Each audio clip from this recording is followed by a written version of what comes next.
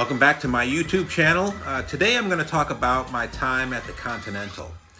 Imagine back in the mid-80s, you want to go downtown Buffalo and you go down to Franklin or Chippewa Street. Basically, at that point in time, there was nothing down in that area. The only other thing other than the Continental that was open that I remember was an old man's topless bar called Radiss's. I'd been in there one time. It was not one of those places that you really wanted to hang out at for very long, but it was very entertaining. And I will say that, yeah, that was pretty much all that was happening. I remember one time we were at the Continental and I put a song on, and I think I put on Bela Lugosi's Dead, and we walked down to Radiss's, had a drink, came back, and I still had time to crawl back up in the DJ booth and put the next song on. So, yeah. The very first time I was at the Continental, I was a student of video and photography at the New York State Summer School for the Performing Arts at UB. And I think I was 17 at the time. I was a junior in high school. Basically, what happened was the proctor or the RA or whatever the guy was, he was the guy who was in charge of our all the students at the summer school for the Performing Arts. He wanted to take us down to media study on Delaware Avenue to photograph and video a punk rock show. The punk rock show that was happening that evening was The Enemies. So here I was going in with my 35mm camera and my black and white film, because I shot a lot in black and white back in those days. And so we took a bunch of photographs and videos and everything. And then the proctor goes, hey, let's go around the corner to this place called the Continental. And so we do. And we get there, and there's this guy, he was leading our group. And there were 7, maybe 10 of our students from the group that we were in, and they let us in. And so I remember going in there and seeing, it was just an eye-opener for me because I had never been in that type of an environment before. The video students that we had we were studying under Phil and Ganilla Mallory Jones, who were very well-known video artists throughout the world. It was a great time. It was a lot of fun.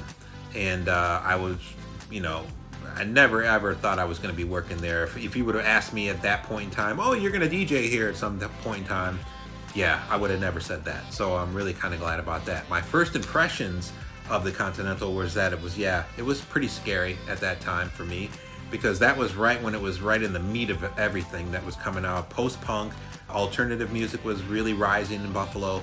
Styles and fashions were different. So it was definitely not, going to one of your local discos and 747s, whatever you want to call it, and seeing the same thing. The one thing about the Continental was that it definitely was not a serious place for status quo. If you wanted status quo, you didn't go to the Continental. Bud Burke, the owner of the Continental, I remember the very first time I met Bud Burke was during my audition. My friend Ken Malloy had DJ'd there previously. He suggested that I apply there, and so I did. And when I got in there, Bud Redding, the other DJ there, he was giving me some pointers and everything. So I just went up and mixed up a show, and it was just, I think the only people that were upstairs were Bud Burke and Bud Redding. And I remember after the audition, I climbed down out of the booth, and I walked back there, and I asked Bud Burke what he thought. And all he said to me was, just play with the lights more. And that's it. So I got the job. And I'm really kind of grateful. And that was the very first time that I was allowed to program the music that I wanted to program instead of having to follow a corporate kind of a list. So I was able, that was basically free reign. It opened up so many different worlds for me. Some of the show highlights that I remember from the Continental as well, back in those days, there were not a lot of alternative national acts that were coming into Buffalo. Billy Idol played there, and he loved the place. Nina Hagen played there. One of the most talented vocalists out there is Nina Hagen, because if you don't know anything about Nina Hagen, I'm going to post links for all of these people in my description down here. So if you don't know anything about Nina Hagen, you better check her out. Joan Baez played there at one point in time. I didn't make that show, but I was like, wow, that's pretty cool that she's playing in Buffalo. The top local acts, I had a lot of acts that I would go and see there, but I couldn't see them all because I was usually working, DJing at a club somewhere. But the big one for me was the number one act that I would go there to see were the Femmes. The Femmes were one of those bands that you really would never expect. Well, you didn't know what to expect because it was definitely different. Yeah, every time they played there, they packed the place. Another musician that played with many different bands there that I thought was always a treat to go see was Mark Freeland. And Mark Freeland was one of those very influential musicians, artists. You know, he's one of those slash people. You have to put slashes in between everything you want to call Mark Freeland, because Mark Freeland was one of those people who, he was an artist slash actor slash provocateur slash, you know what I mean? It's one of those things. But it was never a dull moment whenever Mark Freeland was on stage there. Another band that I really enjoyed watching and listening to was Nullstott. Nullstott was definitely more electronic based, and I was more of an electronic based DJ. So I really enjoyed a lot of their sounds. Another favorite band I would go see there was Pauline and the Perils. And of course, I'm sure I'm in a huge group of this particular category. But I remember the first time seeing Pauline on stage, I had biggest crush. You want to talk about a crush? I still have a big crush on that woman. But Pauline was I called her the Energizer Bunny because I swear she never stopped moving when she was on stage. Vocally, just one of those people I could listen to her over and over and over again. The nights that I DJ'd at the Continental, I started there on Thursdays and I alternated Saturdays with Bud Redding, who was the other DJ. My Thursday nights, I was really more into the hardcore Continental crowd who were there every Thursday. They would come every Thursday, Friday, and Saturday. Well, maybe not every Friday and Saturday, but they were a little bit different crowd was coming in there on Thursdays. So I had a chance to really do a lot of just trying new things, trying new sounds, learning about new bands, and playing a lot of songs that I really wouldn't play on the Saturday nights when I worked there. Saturday nights were more geared towards, that was the big night. That was when you had to keep that dance floor packed and you had to keep people going to the bar to get those purple motherfuckers. So, Thursdays and Saturdays, those were great times in the Continental. The DJ booth, I remember when they went through the renovations there and they changed everything around. It was weird for me because I remember going to the Continental at a point in time on the second floor. If you went to where the back bar was, past that hallway, past where the little office was there, you could actually have access to the roof and hang out on the roof, smoke, party, whatever you want to do. Go down that back fire escape to the back patio and then come around through the other part of the building. Well, they ended up closing that access off after a while, so that's unfortunate, but I understand why they did it. But that was a fun little spot to hang out at that a lot of people didn't even know about. They wouldn't even go out to the back roof. So I do miss that too. And then the downstairs, upstairs, even the DJ booth, when they changed the DJ booth. The old DJ booth used to be above the staircase as you came into the upstairs. Well, they ended up moving that over to the one wall where the mirrors were. It just felt so strange for me to come up there after being there and working there for so long to come in and have it changed like that. It just felt strange. I didn't feel comfortable. Downstairs, I think I have to admit, during the time that I worked in Buffalo at different nightclubs and bars, I thought the renovation they did downstairs was a fiasco.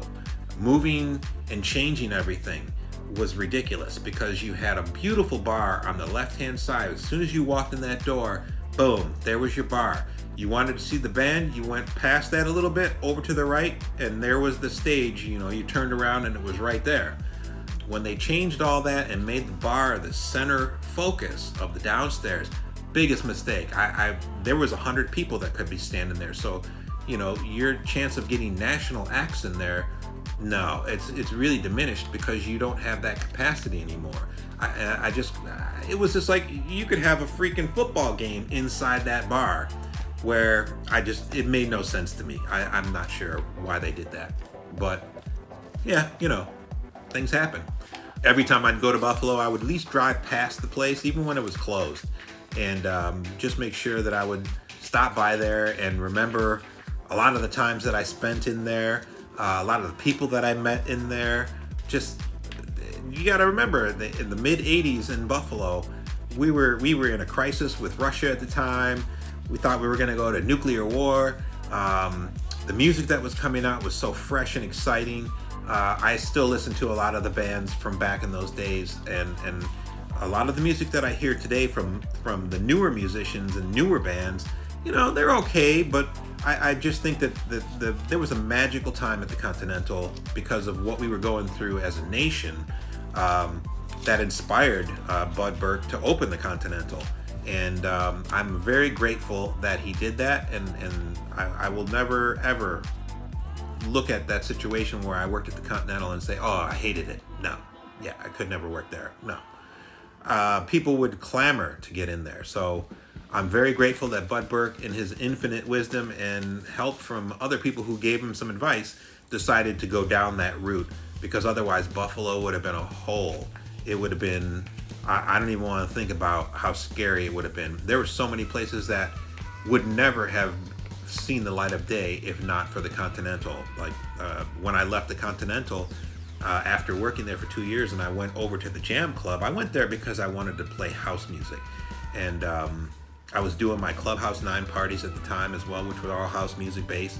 So that was a good time for me to get over there and try something different and new. And like I said, the reason that I left the Continental was a misunderstanding between myself and Bud Burke, the owner, but no hard feelings. I just misunderstood what he was trying to tell me, I guess.